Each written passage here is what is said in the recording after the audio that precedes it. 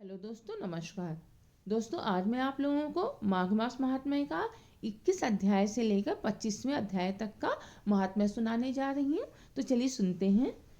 लोमस जी कहने लगे कि पूर्व काल में अवंती देश में वीरसेन नाम का राजा था। उसने नर्मदा के किनारे राजसूय यज्ञ किया और अश्वमेध यज्ञ भी किए, जिनके खंभे सोने के बनाए गए थे। ब्राह्मणों को अन्न का बहुत सा दान किया गया और बहुत सी गायें, सुंदर वस्त्र और सोने के आभूषण भी दान में दिए। वह देवताओं का भक्त और दान करने वाला था।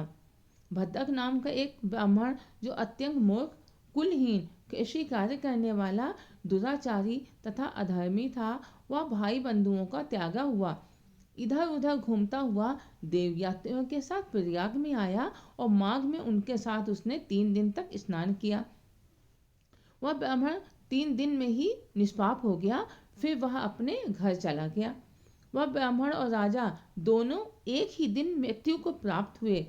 मैंने इन दोनों को बराबर इंद्रलोक में देखा।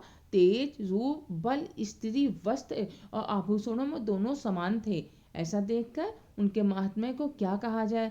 राजसूय यज्ञ करने वाला स्वर्ग का सुख भोग कर फिर भी जन्म लेता है, परंतु संगम में स्नान करने वाला जन्म मरण से रहित हो जाता है। गंगा और यमुना के संगम की हवा के स्पर्श से ही बहुत से दुख नष्ट हो जाते हैं। अधिक क्या कहें। और किसी भी तीर्थ में किए गए पाप माघ मास में प्रयाग में स्नान करने से ही नष्ट हो जाते हैं। मैं पिशाच मोचन नाम का एक पुराना इतिहास सुनाता हूँ। इस इतिहास को यह कन्याएं और तुम्हारा पुत्र भी सुने, उससे इनको स्मृति प्राप्त होगी। पुराने समय में देवधति नाम का एक बड़ा गंभीर और वेदों का पारंगत एक वैष्णव ब्राह्मण था।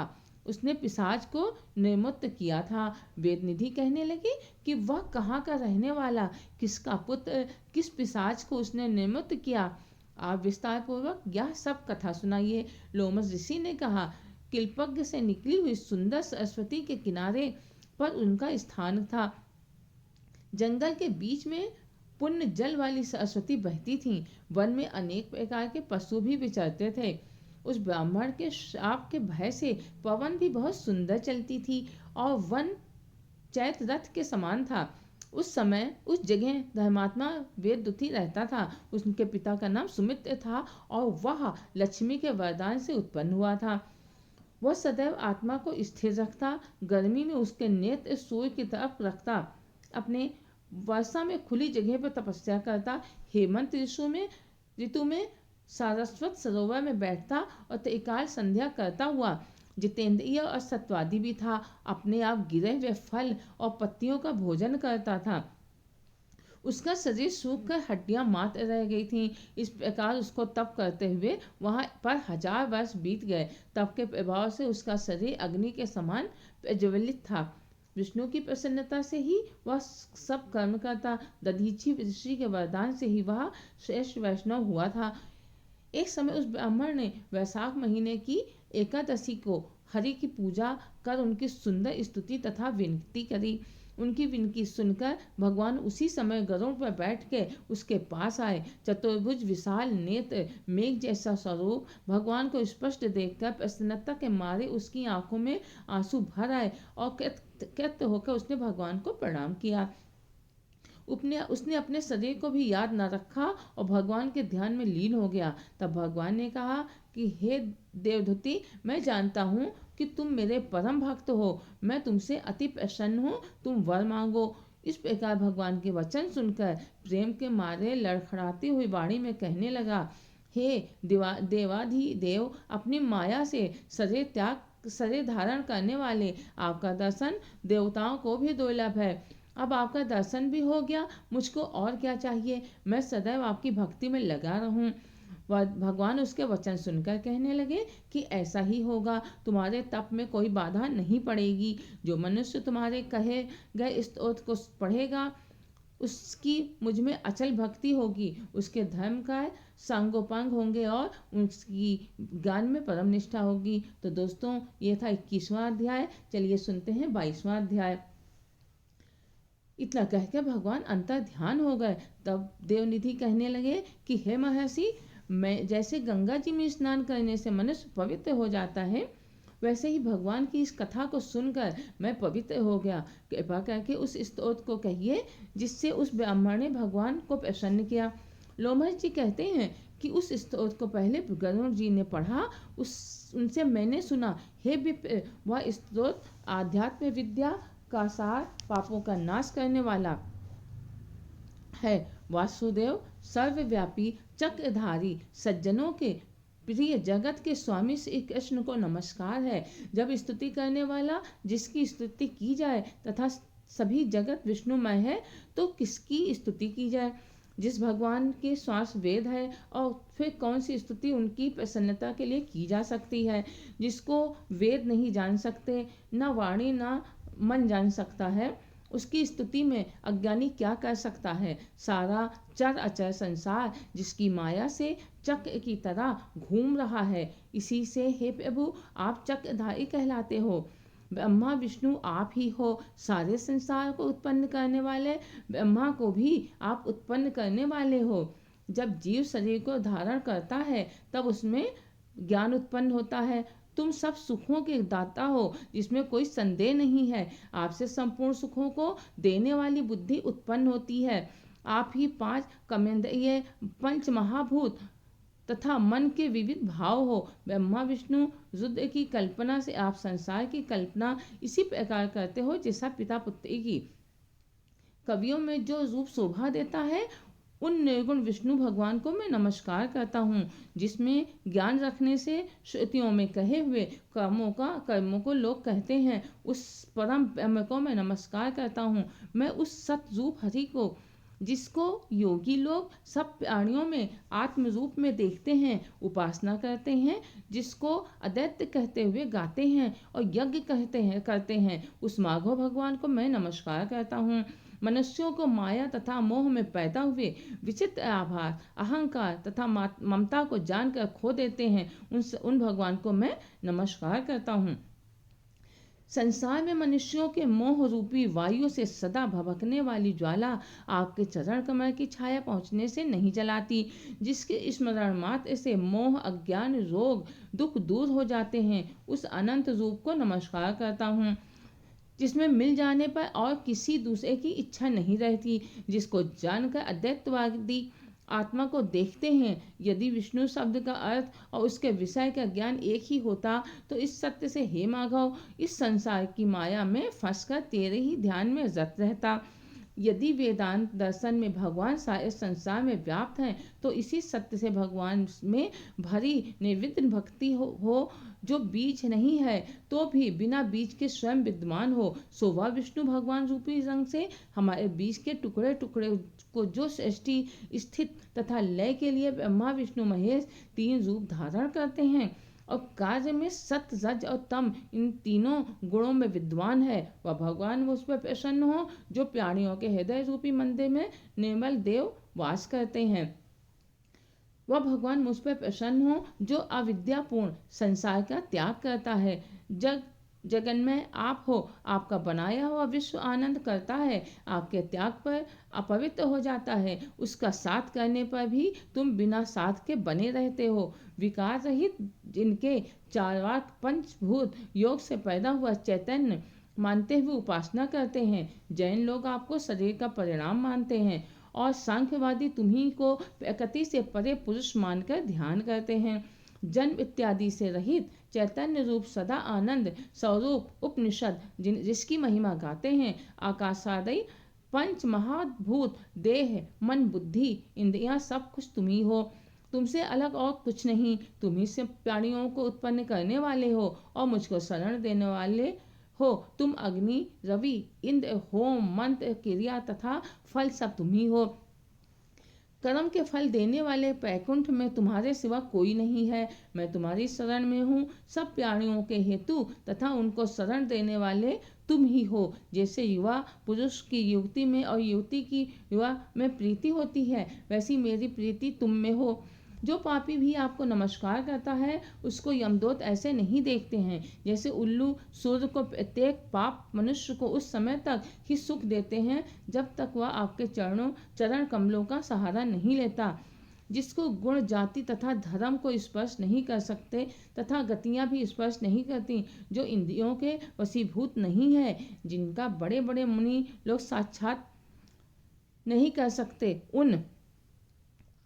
उन भगवान को मैं नमस्कार करता हूँ। जितने ज्ञान रूपी सुंदर गुण हैं, जिन्होंने सुख स्वरूप मोक्ष रूपी लक्ष्मी को आलिंगन किया, जिन्होंने आत्म स्वरूप सुख भोगा है और जिन्होंने ध्यान रूप से मृत्यु को वश में कर लिया है, ऐसे मुनियों से सेवित भगवान को नमस्कार है। जो जन्मादि से अलग है, जिनको काम क्रोध आदि दोष दुख नहीं देते, उन वासुदेव भगवान को मैं नमस्कार करता हूँ। जिनके ज्ञान की गति से अविद्या रूपी मल शुद्ध हो जाता है, जिनके ज्ञान रूपी शस्त्र से संसार रूपी शत्रु का नाश हो जाता है, उन दुखों के नाश करने वाले को मैं नमस्कार करता हूँ।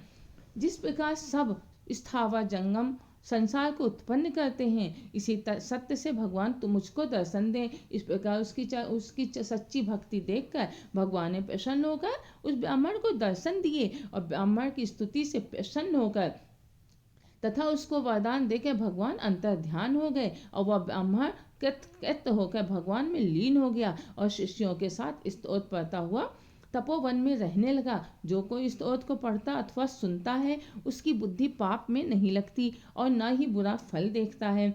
इसके कीर्तन से मनुष्यों की बुद्धि, मन तथा इंद्रियां स्वस्थ होती हैं।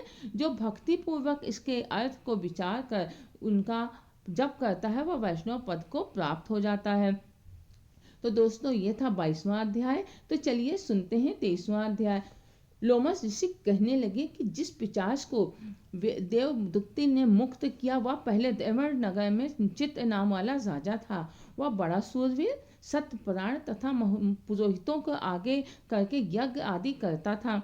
दक्षिण दिशा में उसका राज्य था और उसके कोष धन से भरे हुए थे। उसके पास बहुत से हाथी, घोड़े और रथ थे। वह अत्यंत शोभा को प्राप्त होता था। बहुत सी स्त्रियों के साथ क्रीड़ा करता था। अनेक यज्ञ उसने किए हुए थे। वह नित्य अतिथियों की पूजा करता हुआ था और शस्त्र विद्या में निपुण था। ब्रह्मा, विष्णु, महेश तथा सूर्य की पूजा वह सदैव किया करता था। वह जंगल में भी स्त्रियों से घिरा हुआ क्रीड़ा किया करता था। एक बार वह पाखंडियों के मंदिर में गया और वेदहीन भस्म लगाए महात्मा बने हुए पाखंडियों से वह राजा की बातचीत हुई। पाखंडियों ने कहा, हे राजन, शैव धर्म की महिमा सुनो। इस धर्म के प्रभाव से मनुष्य पाप को काट कर मुक्त हो जाता है। सब वर्णों में शैव मत को ही मुक्ति देने वाला है। शिव की आज्ञा के बिना दान, यज्ञ और तपों से कुछ नहीं बनता। शिव का सेवक होकर भस्म धारण करने वाले, जटा रखने से ही मनुष्य मुक्त हो जाता है। जटा धारण करने वाले तथा भस्म लेपन से ही मनुष्य शिव के समान हो जाता है। इसके बराबर कोई पुण्य नहीं है। जटा भस्म धारण किए हुए सभी योगी शिव के सदस्य होते हैं। अंध, जड़, नपुंसक तथा मूर्ख सब जटा को से ही पहचाने जाते हैं। शूद्र वर्ण के सर्व भी पूजनीय हैं। विश्वामित्र क्षत्रिय होकर तब से ब्राह्मण हो गए। वाल्मीकि चोर होकर उत्तम ब्राह्मण हो गए। अतः शिव पूजन में किसी बात का विचार नहीं है। तब से ही ब्रह्मत्व प्राप्त होता है, जन्म से नहीं। इस प्रकार शैव का दर्शन उत्तम है तथा शिव के सिवाय किसी दूसरे देवता का पूजन न करें। शिव तपस्वी को विष्णु का त्याग करना चाहिए। विष्णु की मूर्ति का पूजन नहीं करना चाहिए। विष्णु के दर्शन से शिव का द्रोह उत्पन्न होता है। और इस पाखंडी के ऐसे वचन सुनकर राजा ने मोह में आकर उनका धर्म ग्रहण कर लिया और वैदिक धर्म को त्याग दिया। वह श्रुति, स्मृति और ब्राह्मणों की निंदा करने लगा। उसने अपने घर के अग्निहोत्र को बुझा दिया और धर्म के कार्य बंद कर दिए। विष्णु की निंदा और वैष्णवों से द्वेष करने लगा और बोला, कहाँ है विष्णु? कहाँ देखा जाता है? कहाँ रहता है? किसने देखा है? और जो लोग नारायण का भजन करते थे उनको दुख देता था। पाखंडियों का मत ग्रहण कर राजा वैदिक धर्म, व्रत, दान और रानियों को नहीं मानता था। अन्याय से दंड देता और कामी राजा सदा स्त्रियों के समूह से घिरा रहता और क्रोध से भरा रहता। गुरु तथा पुरोहितों के वचनों को नहीं मानता था। पाखंडियों पर विश्वास करता हुआ उनको गांव, हाथी, घोड़े और स्वर्ण आदि देता था। उनके सब कार्य करता, भस्म धारण करता और मस्तक पर जटा रखता था। और जो कोई विष्णु का नाम लेता उसको मृत्यु का दंड दिया जाएगा, यह ढिंढोरा उसने पिटवा दिया था। उसके भय से ब्राह्मणों तथा वैष्णवों ने उस देश को छोड़ दिया और दूसरे देशों में चले गए।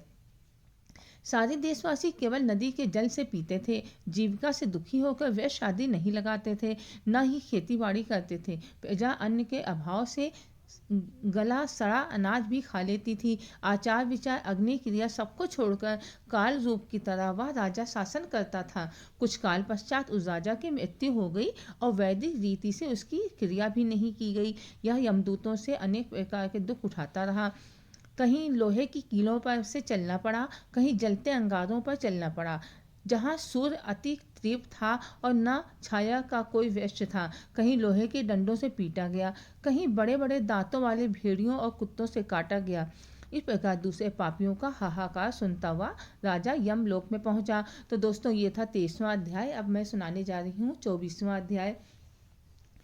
लोमस जी कहने लगे कि वह राजा पहले तो तामिश्र नामी नरक में गया, फिर अंध तामिश्र नरक में जहाँ पर अति दुखों को प्राप्त हुआ, फिर महारौरव, फिर कालसूत नामी महानरक में गया, फिर मूर्छा को प्राप्त हो गया। मूर्छा से चेतना आने पर तापन और संतापन नाम के नरक में गया। अनेक दुखों को भोगता हुआ राजा प्रताप नाम के नरक में गया। तब काकोल, कुड़पल, पूर्व में का लोह शंकु, मेजीप आदि नरकों में से होता हुआ 80 पत वन में पहुंचाया गया।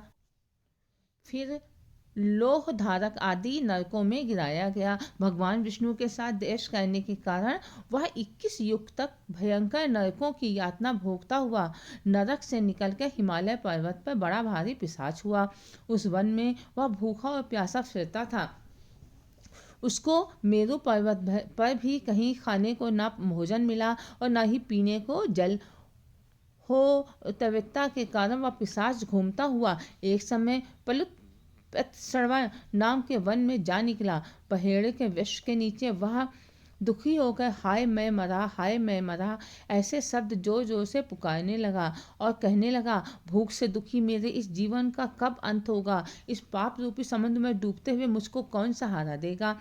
लोमस जी कहने लगे। इस प्रकार वेद पाठ करते हुए देवधुति ने उसके मुख दुख भरे वचनों को सुना और वहां पर एक पिशाच को देखा जिसकी लाल डरावनी आंखें, दुर्बल शरीर, काले काले ऊपर खड़े बाल, विकराल चेहरा, काला शरीर, लंबी सी जीभ बाहर निकली हुई, लंबे होंठ, लंबी जांघें, लंबे लंबे पैर, सूखा चेहरा, आंखों में पड़े गड्ढे वाले पिशाच को देखकर देवधुति ने उससे पूछा कि तुम कौन हो और ऐसी करुणा से क्यों रोते हो? तुम्हारी यह दशा कैसे हुई और तुम्हारा मैं क्या उपकार करूं?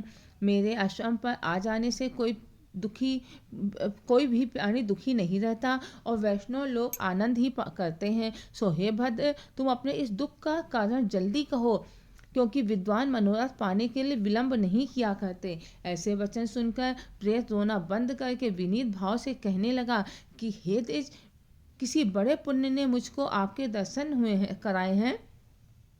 बिना पुण्य के साधुओं की संगति नहीं होती। फिर उसने पहले जन्म का वृत्तांत कहा कि भगवान विष्णु के देश के कारण मेरी यह दशा हुई है। जिस हरि का नाम यदि अंत समय में मनुष्य के मुख से निकल जाए तो मनुष्य विष्णु पद को प्राप्त होता है, जो सबका पालन करता है। उसी से मैंने देश किया। यह सब मेरे कर्मों का दोष है, जिसकी ब्राह्मण तप द्वारा प्रार्थना करते हैं। ब्रह्मादि देव का सनकादिक ऋषि जिसको मुक्ति के लिए पूछते हैं, जो आदि मध्य व अंत में विश्व का विधाता और सनातन है, जिसका आदि मध्य और अंत नहीं है, उस भगवान के साथ मैंने द्वेष किया। जो कुछ पुण्य मैंने पिछले जन्म में किए थे वह सब विष्णु की देश रूपी अग्नि में भस्म हो गए। यदि किसी प्रकार मेरे इस पाप का नाश हो जाए तो मैं भगवान विष्णु के सिवाय किसी और देवता का पूजन नहीं करूँगा। विष्णुदेव भगवान से देश करके मैंने बहुत दिनों तक नरक यातना भोगी और पिशाच योनि में पड़ा हूँ। इस समय मैं किसी अच्छे कर्म के योग से आपके आश्रम में आया हूँ, जहाँ पर आपके सूर्य रूपी दर्शन ने मेरे दुख समान अंधकार को दूर कर दिया है। अब आप कोई ऐसा उपाय बताइए जिससे मेरी यह पिशाच योनि दूर हो, क्योंकि सज्जन पुरुष उपकार करने में देर नहीं करते हैं। देवदूति कहने लगे कि यह माया देवता मनुष्य असुर सबकी स्मृति को मोहित कर देती है, जिससे धर्म का नाश करने वाला देश उत्पन्न हो जाता है। जगत के उत्पन्न करने, रक्षा करने और नाश करने वाले जो सब प्राणियों की आत्मा है, उनसे भी लोग द्वेष करते हैं। जिनके अर्पण करने से सभी कर्म सफल होते हैं, उनकी भक्ति से मुख मोड़ने वाले मूर्ख गति कौन सी गति को प्राप्त नहीं होते। चारों वर्णों का वेदोक्त हरि का भजन करना ही उत्तम है, अन्यथा कुमार्ग में चलने वाले मनुष्य नरक के गामी होते हैं। इसी कारण वेद विरुद्ध कर्मों को त्यागना चाहिए। अपनी बुद्धि से बचे हुए धर्म के मार्ग पर चलने से मनुष्य परलोक के पथ का भी नाश करते हैं। वह वेद, देवता और ब्राह्मणों की निंदा करते हैं। झूठे मन कल्पित शास्त्रों को मानने वाले नरक में जाते हैं। देवाधिदेव विष्णु से विमुख होने वाले नरक में जाते हैं, जैसे देवर देश का राजा नरक में गया।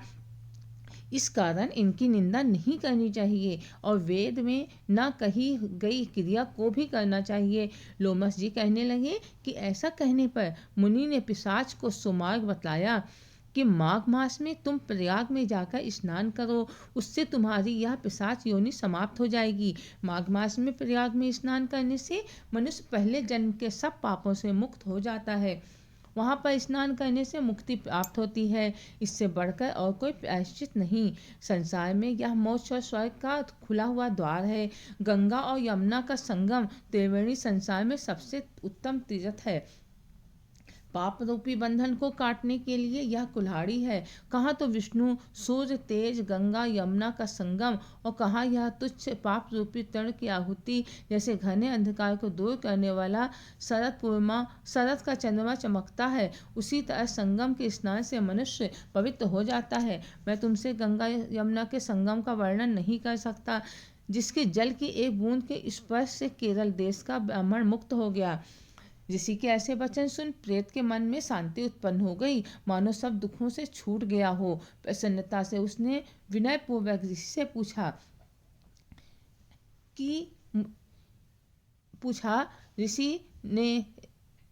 पूछा तो ऋषि ने उसका उत्तर दिया। पिशाच कहने लगा कि हे मुनि, केरल देश का ब्राह्मण किस प्रकार मुक्त हुआ, यह कथा कृपा करके मुझे बतलाइए। देवदत्ती कहने लगा, केरल देश में वासु नाम वाला एक वेद पारंगत ब्राह्मण था। उसके बंधुओं ने उसकी भूमि छीन ली, जिससे वह निर्धन होकर दुखी होकर अपनी जन्मभूमि त्याग कर देश विदेश में घूमता किसी व्याधि से ग्रस्त होकर मृत्यु को प्राप्त हो गया। उसका कोई बांधा न होने के कारण उसकी औधर वैदिक क्रिया नहीं हुई और न ही उसकी दाह क्रिया हुई। इस प्रकार क्रिया के लोप होने से निर्जन वन में प्रेत होकर चिरकाल तक फिरता रहा। शीत, ताप, भूख, प्यास के दुख से हाहाकार करता हुआ वह नंगे शरीर रोता फिरता था, परंतु उसको कहीं सद्गति नहीं दिखाई देती थी। सर्वथा दान न देने से वह अपने कर्म फल को भोगता था। जो लोग अग्नि में आहुति नहीं देते, भगवान को पूजन नहीं करते, वे आत्मविद्या का अभ्यास नहीं करते, अच्छे तीर्थों से विमुख रहते हैं। जो लोग दुखी लोगों को स्वर्ण, वस्त्र, तांबुल, रत्न, फल तथा जल नहीं देते तथा छल कपट से जीविका प्राप्त करने वाले, दूसरों तथा स्त्रियों का धन हरण करने वाले, पाखंडी, कुटिल, चोर, बाल वैद्य तथा आतुर स्त्रियों पर निर्दयता करने वाले, आग लगाने वाले, विष देने वाले, झूठी गवाही देने वाले, कुमार्ग पर चलने वाले, माता पिता, भाई बहन, संतान तथा अपनी स्त्री का त्याग करने वाले, जो सब तीर्थों में दान लेते हैं, पालन करने वाले, स्वामी को त्यागने वाले, गौ तथा भूमि के चोर, वेदों की निंदा करने वाले, व्यथा द्रोह करने वाले, प्राणियों की हिंसा करने वाले, देवता गुरु की निंदा करने वाले, यह सभी बारंबार प्रेत, पिशाच, राक्षस तथा बुरी योनियों में जन्म लेते हैं। अतएव बुरे कर्मों से बचकर धर्म के कार्य तथा यज्ञ, दान और तप आदि करने चाहिए, क्योंकि कर्म फल अश्वमेघ मिलता है। इस प्रकार प्रेत की गति देखकर पाप कर्म कदापि नहीं करने चाहिए। ब्राह्मण कहने लगा कि इस प्रकार उस केरल ब्राह्मण ने उस पर्वत पर अधिक समय व्यतीत करके एक मार्ग में एक पथिक को देखा। जो 2 गगरियों में त्रिवेणी का जल लिए हुए था, आनंद पूर्वक भगवान के चरित्र का गान कर रहा था। प्रेत ने उसका मार्ग रोक कर कहा कि तुम डरो मत, इस गगरी का जल मुझको पिलाओ, नहीं तो मैं तुम्हारे प्राण ले लूंगा। देवदूती कहने लगा कि दुखी दुर्बल नंगे मुरझाए हुए तुम कौन हो, पैरों से पृथ्वी को स्पर्श न करके चलते हो। लोमस जी बोले। प्रेत यह वचन सुनकर कहने लगा कि मेरे ऐसा होने का कारण सुनो। मैंने कभी ब्राह्मणों को दान नहीं दिया, अत्यंत लोभी क्रियाहीन, दूसरों के अन्न से पलने वाला था। मैंने कभी किसी को भिक्षा नहीं दी, न दूसरे के दुख से दुखी हुआ। प्यासे प्राणियों को मैंने कभी जल नहीं पिलाया। मैंने कभी छाता जूता दान नहीं किया, न किसी को जल का पान या औषधि किसी को दी। न मैंने अपने घर में कभी किसी अतिथि को ठहराकर उसका सत्कार किया। अंधे, वृद्ध, अनाथ और दीनों को मैंने कभी अन्न से संतुष्ट नहीं किया, और न ही किसी रोगी को मुक्त किया। न कभी ब्राह्मणों को दान दिया, न कभी अग्नि में हवन किया। वैसाखादि मास में किसी को ठंडा जल नहीं पिलाया। न ही मैंने बड़ या पीपल का कोई वृक्ष लगाया, न किसी प्राणी को बंधन से छुड़ाया। कभी कोई व्यर्थ करके शरीर को नहीं सुखाया। इस कारण मेरा पूर्व जन्म सब बुरे कर्मों में ही व्यतीत हुआ। मेरे पूर्व जन्म के कर्मों से ही मेरी यह गति हुई है। इस वन में व्याध, भेड़ियों से बचा हुआ मांस तथा जंतुओं के खाने से गिरे हुए फल, वृक्षों पर लगे हुए सुंदर फल तथा झरने का सुंदर जल सब ही मिलते हैं, परंतु देव इच्छा से मैं कुछ नहीं खा सकता। सर्व की तरह केवल पवन भक्षण करके जीवन व्यतीत करता हूँ। बल बुद्धि मंत्र पुरुषार्थ से लाभ हानि, सुख दुख, विवाह मृत्यु, जीवन भोग रोग तथा वियोग में केवल भाग्य ही कारण होता है। करूप मूर्ख कुकर्मी निंदित तथा पराक्रम से हीन मनुष्य भी भाग्य से ही राज भोगते हैं। काले लूले लंगड़े नीतिहीन निर्गुण नपुंसक भाग्य से राज प्राप्त करते हैं। तो दोस्तों ये था 25वां अध्याय। अगले भाग में मैं आपको 26 से लेकर 31 तक का अध्याय सुनाऊंगी। तब तक के लिए धन्यवाद।